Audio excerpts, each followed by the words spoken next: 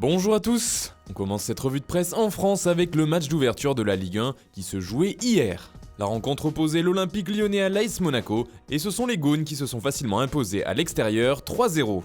Il faut dire que Fabregas était expulsé dès la 30e minute pour un geste dangereux, même si le carton rouge semblait sévère. Pour l'équipe, l'OL est sur orbite avec cette première victoire. Le journal local Le Progrès lui aussi est dithyrambique et parle d'entame parfaite. On part maintenant en Angleterre où se jouait également le match d'ouverture du championnat hier soir.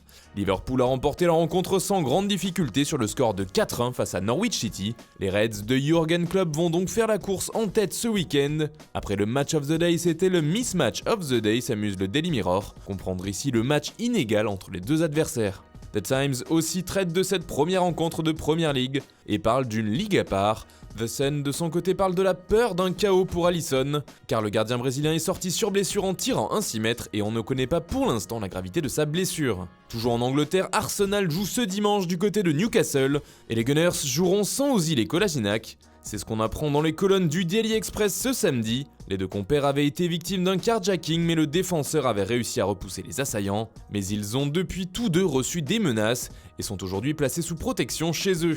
C'est pour cette raison qu'ils ne seront pas dans le groupe pour affronter les Magpies. Une information qui fait la une outre-Manche, comme ici avec le Daily Telegraph qui titre sobrement « Ciblé ». On part maintenant en Espagne où Neymar fait une nouvelle fois la couverture des principaux journaux parlant de football. Par exemple, d'après le journal AS, le PSG aurait choisi le Real. Le club français poursuit le média serait disposé à céder sa star au merengue et préférerait vraiment le voir partir à Madrid plutôt qu'à Barcelone.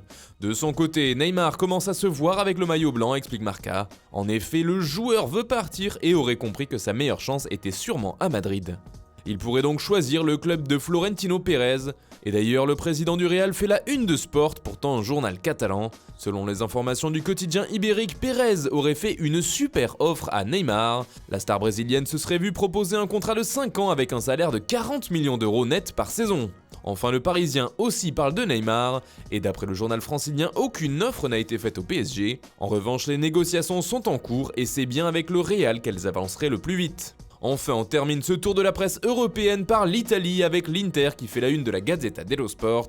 Le quotidien transalpin explique que le club lombard est bien décidé à défier la Juventus pour le titre de Serie A.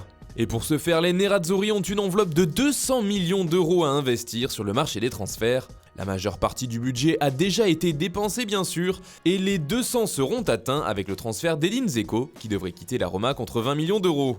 Et d'ailleurs, un joueur pourrait faire le chemin inverse, explique le Corriere dello Sport. Il s'agit de Mauro Icardi, car le club de la Louve se serait positionné sur l'indésirable de l'Inter en proposant Dzeko plus 30 millions d'euros, une offre jugée insuffisante. Cependant, le joueur et sa femme et agent Wanda Nara auraient une préférence pour le sud de l'Italie et le club de Naples. Également présente sur ce dossier, la Juve travaillerait pour l'instant dans l'ombre.